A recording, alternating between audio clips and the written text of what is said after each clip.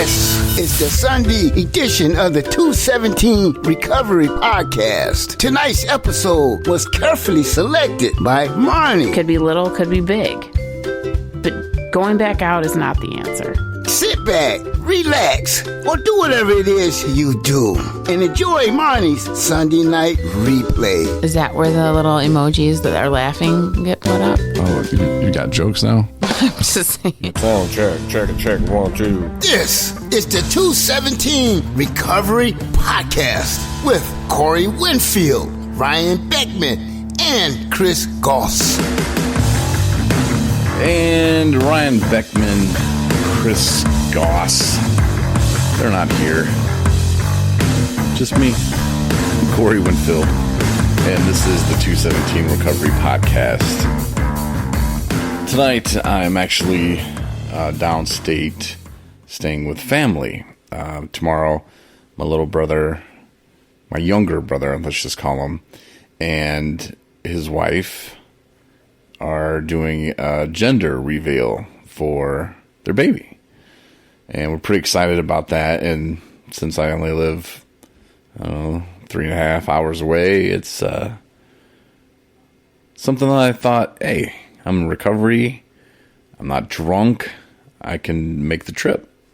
So pretty excited about that. It's one of the luxuries that I have in my sobriety is to be able to make trips like that and to have family that supports me and trusts me to stay at their house. And I went to an AA meeting, one of the meetings I used to go to all the time here in Coloma, and I saw some familiar faces, and one of the guys in the meeting said, you know, this is like a family thing.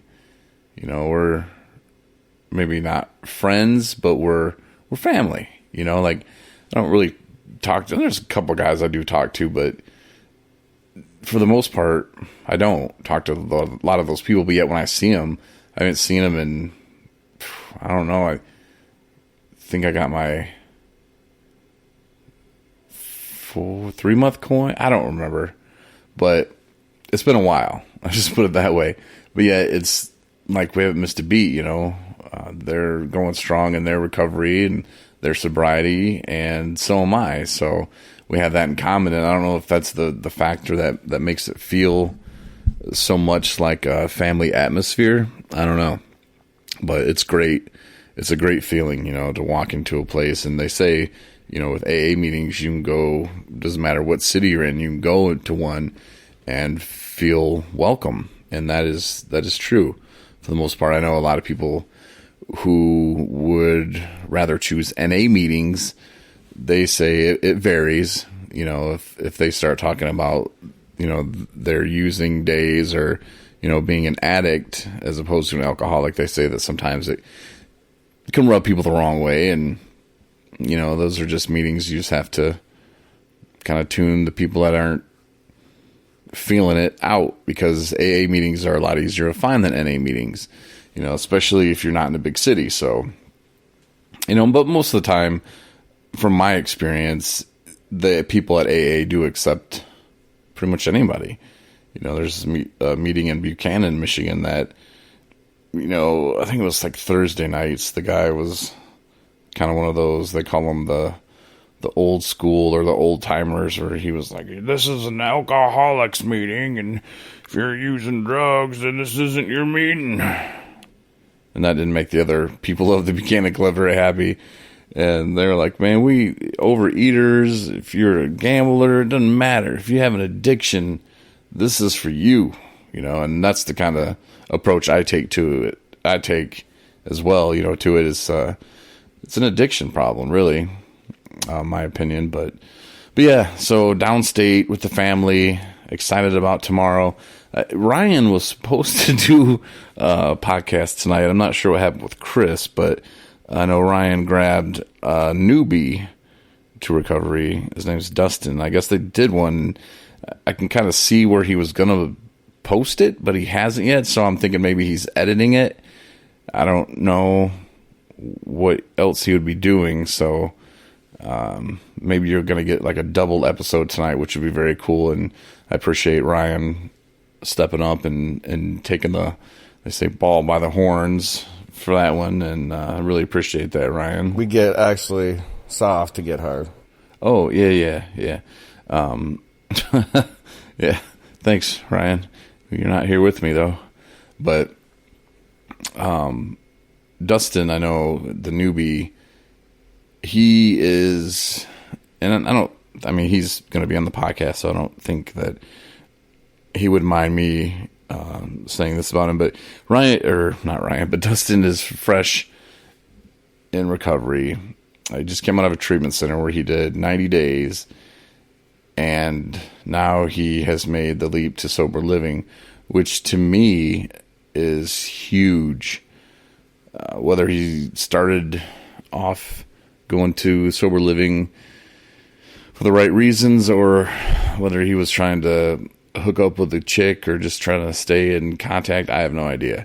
But however it happened, he is there in a sober living house, and I think that's a huge step for someone in early recovery. That's, I think, what I was missing.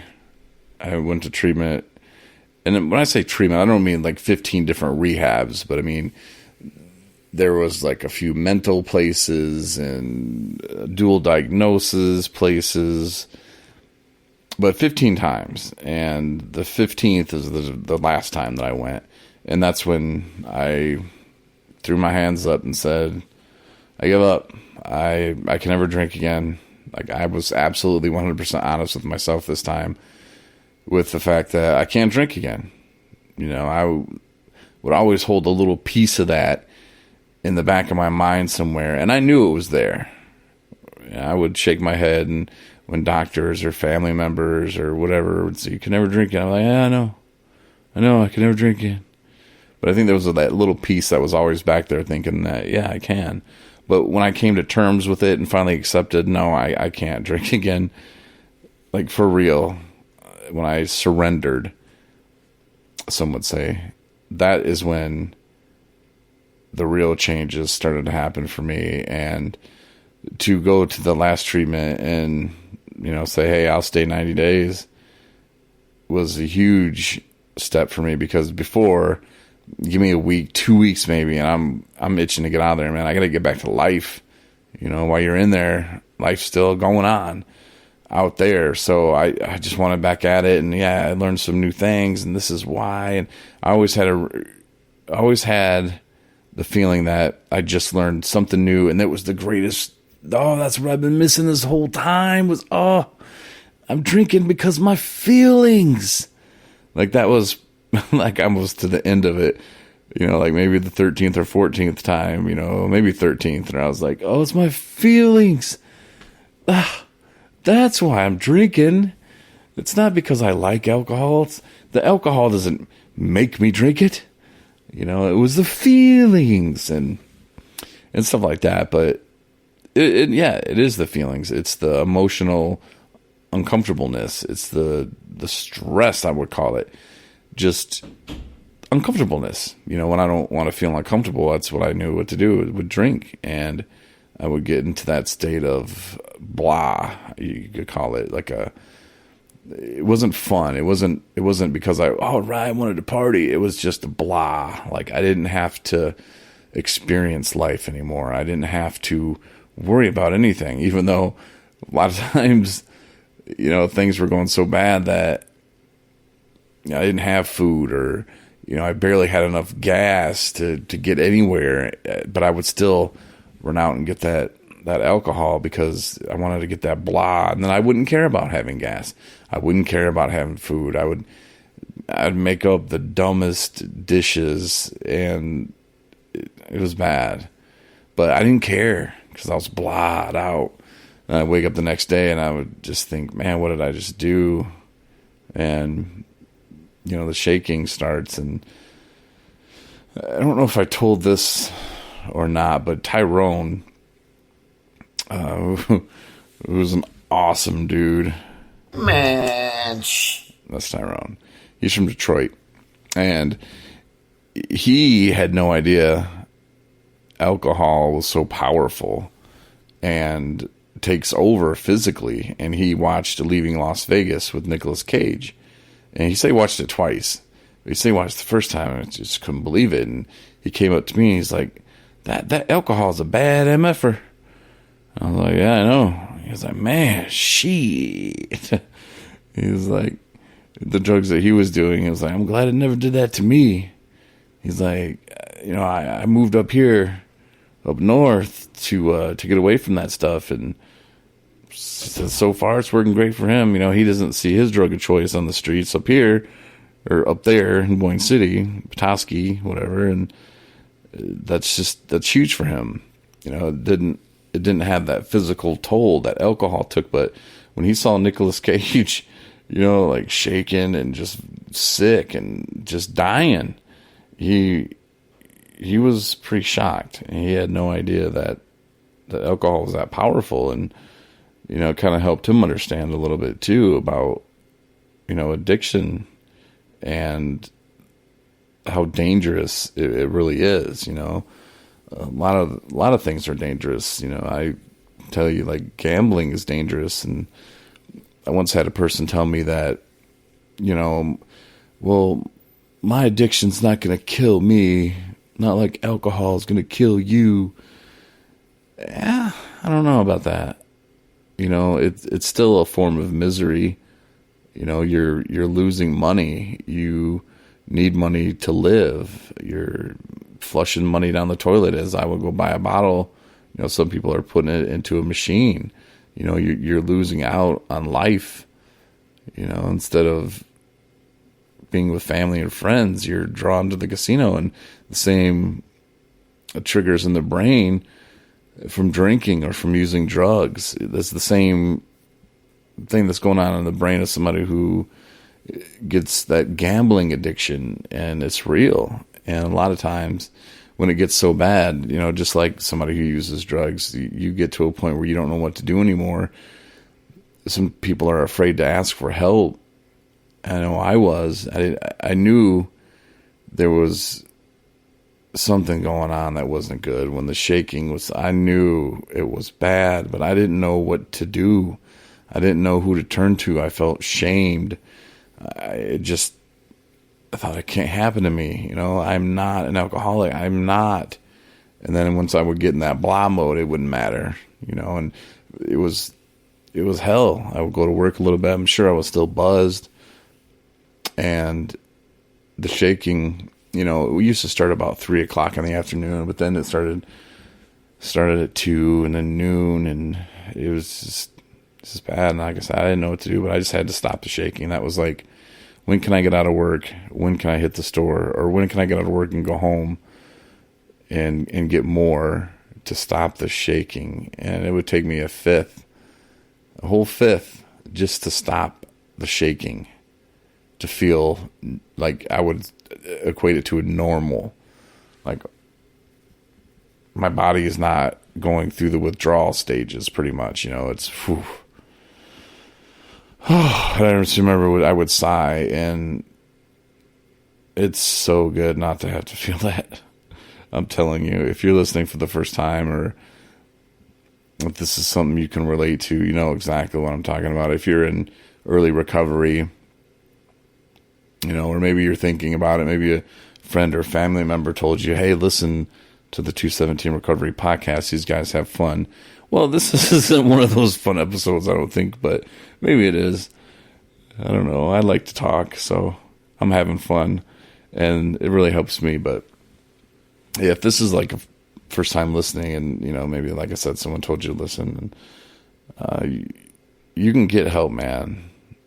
There are so many options out there, and you don't have to feel ashamed. You don't have to feel alone, because you're definitely not alone.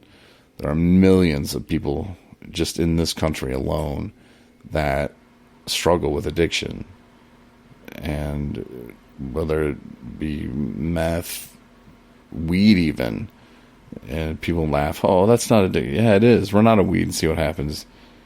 No, you have withdrawals from that, man. I would rather personally see people smoke weed than drink, but again, it's a slippery slope. And if you're using one drug or have a problem with one drug, I recommend staying away from all of them. Because for me, I tried to dabble in weed because I used to smoke weed when I was a kid, not kid, but, young, 18. And I tried that again, and it wasn't what I was looking for. There was a reason why I stopped smoking weed, is because I liked to drink at that point, and that was my choice. I would rather drink than do weed. And so when I would smoke weed thinking it would replace it, because my whole thing was, well, I don't like smoking weed and drinking at the same time, so I definitely won't drink if I smoke weed, which all that did was make me not drink as much for like the first couple days, and then I was like, man, I'm done with that weed. I can drink again. Then, yeah, start the cycle over. But if you're looking for help, though, for real, I think you don't have to go to rehab. You would be better going to some place, though, I think, just even if it's temporary, just to kind of get away from friends, family, just be by yourself. Think, what's going on. Like, you can get a counselor, you can get a therapist, and just talk to them. And usually there's a reason behind the drinking, and you might not even know it. It clouds your vision, and you're probably thinking, I'm not an alcoholic, because you can't stand the thought of never drinking or using again. It's a scary thought, but you know what? Life is so much better. I'm telling you. They have a thing in AA called the promises. Look that up online if you're not familiar with it. Those are true. They're not called promises because they're fake. Those steps, those things in life, it gets so much better. And you'll realize too, and I'm not lying to you, but drugs and alcohol, well, alcohol is a drug, but they're not your friend. There's no need to protect it. And as I say that, I wonder if I would have heard this podcast, would I have taken that to heart? Would I have trusted the guy that was talking? This Corey Winfield guy, who is he? What's he know? Would I have trusted him? Would I have trusted a guy on the podcast to tell me the truth? I don't know. I would like to think so, but if I can help a person get one step closer to the recovery process, then that's awesome. And you don't have to thank me even, man. Just hang out with your family, enjoy life. We only live once, man. And it's just a shame that I wasted as much time as I did, but I had to go through what I had to go through, just like you had to go through what you had to go through, or you are going through what you have to go through to get to the other side, to appreciate just how great life can be with the people that you love and people you like to spend time with. Tell me, Daryl at the bar, you want to go hang out with him every day? No. Maybe you just drink at home alone like I did. That's not fun. Are you kidding me? Like I just said, I'd run home to drink a fifth just to stop the shakes, man. That's not fun. It's not. And for me, it wasn't very long after that the liver shut down and the kidneys shut down and other organs were shutting down. It was very painful, and that wasn't even enough to stop me. I thought when I was in the hospital, just laying there for weeks, and it was just like, I'm never drinking again for sure. I almost died. That's not going to be enough. Man. I know. No. Still thought I could go back out and do it. What do them doctors know? But it was that point, though, of me not being honest with myself and actually giving up using, drinking for good. But I do promise you, though, it gets so much better. Like, life is just going so well right now. And I've said this before in other podcasts. I don't have the things I used to have material-wise. But spiritually, I've never been happier. I've never trusted so much in God, and that things are on the path that it's supposed to be. I'll tell you just a little story about my past. When I got into radio, I started when I was 17. Mike Thomas hired me, and he went on to do huge things in radio. So it was kind of cool getting hired by like a really cool guy like that, and I liked Mike a lot. But anyway, I started off as like a board op and kind of worked my way up. Anyway, it was at a rock station, and my grandmother, who was real religious, and I'm not religious. I believe there's God, and your God might be different than mine, and it is what it is. I kind of stay in my own lane with that one. You can believe whatever you want. I'm not going to tell you you're wrong or you're right, but I know what I believe and what I feel, and I have a connection with God, so that's where I go with it. But anyway, my grandmother, huge into religion, and she would still listen to the stations I was on, the rock stations, whether it was in Fort Smith or Benton Harbor, Kalamazoo. She was listening to Dallas, I think, maybe even. And I remember her telling me that I needed to go to, was it WFRN? Or WRFN? WF? I don't know. It's a Christian station. And she would tell me that I need to go work for them and, spread the message. And I would just laugh at her, and she's like, "Corey, God's got a plan for you." And I thought, yeah, it's going to be me being famous. That's his plan. But it didn't work out. I ended up moving back home to take over the station that I started at, because it sucked really bad. And things didn't work out there. And I ended up trying to work at that station that she had told me about, because I didn't want to go back to normal radio. I wanted to help people, and that was always something that I liked doing, and that was some of the greatest things that I've ever done in life, not just in radio, but like food drives, or just helping somebody out, and that plays a huge factor. It's a huge part of recovery when you can help other people. And I'm not saying you need to run around and take everybody everywhere, give people money. It's not like that, but find something that you really are passionate about. For me, it's feeding people.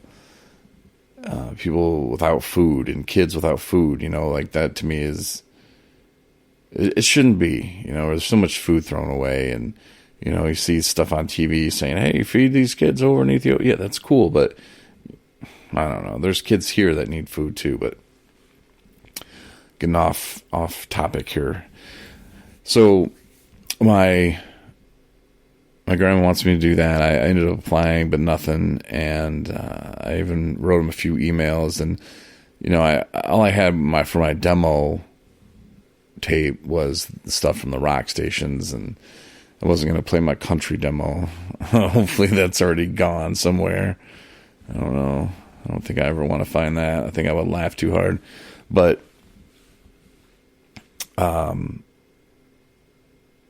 my path, though, and back to me believing in God and that I'm on this right path is, I got an OWI. I don't remember even driving. There was no reason for me to leave the house. It doesn't make it, none of it made any sense to me. But I just remember getting out of the car in my pajama pants, a t-shirt, and it was November, it was cold. I didn't have my phone. I didn't have my vape. And this guy comes up and it's like, "Man, you almost killed somebody." I'm like, "What are you talking about?" So he said, "You could have killed somebody." I was like, "What?" It's like, "You're driving." Well, I'm not even driving, bro. I don't even remember. And that's scary. But then it led me on the path of, going to jail. And then I got out of jail, and I swear if I didn't think it was a great idea to start drinking again, even though the judge told me you can't drink, you can't do nothing, come back and we'll sentence you, whatever. I somehow thought it would be great to drink. I don't remember why, probably just because I just thought, great, let me get that blah feeling, but I ended up drinking again, and I lost 3 days. I started on Friday, and I woke up in my bed, and my mom was asking, hey, did you pay your rent yet? I was like, no, I'm going to pay it on Monday. And her response was, Monday as in 2 days ago? It's Wednesday. And I kind of sat up in my bed and I looked around the room. There were half-gallon bottles everywhere. And that's scary. Unless the half-gallon ferry just dropped them off at my house. Like, I mean, I don't know. I don't remember anything. I mean, that's the bad part, too, about when you're in early recovery trying to, get the things right, and you take 3 months off, 4 months off, 6 months off, 5 months off, but you still go back drinking like you still are drinking every day. And that's for me when the blackouts really start coming. But yeah, to lose that many days and not know a damn thing, that's pretty scary. And I ended up going to jail again for another 7 days. But if I didn't go back again that next time, I think they probably would have just sent me to outpatient. I never would have moved up north. I never would have started this podcast. I never would have, started 217 recovery. And I just feel like I'm on the right path. I never would have met Ryan. I never would have met Chris. And I think we have huge things going. And I just, like I said, feel so good that, to put my faith in something and to just trust, I just feel like it's going in the right direction. And I love that. I really do. So my grandma was right. God did have big plans, and I don't think he's done with me just yet, but to do something to help people. And, my grandma said, spread the word. Well, I might not be spreading the word of her church, but, I am spreading the word of faith and God, and, whatever your God is, hey, just have that relationship with them that you need. And I think the rest will just kind of work out how it's supposed to. I know I have a huge announcement that I'll be making. I don't know when, but it's pretty big. Pretty excited.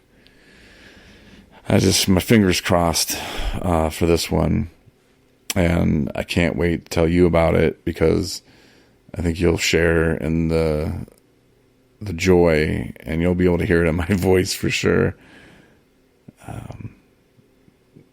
I don't want to give away too many things, but just know that I'm very excited about it, and I can't wait to share the news with you, because I think you'll understand what it really means to be sober and to trust that things are going the right way, and, trusting God. But,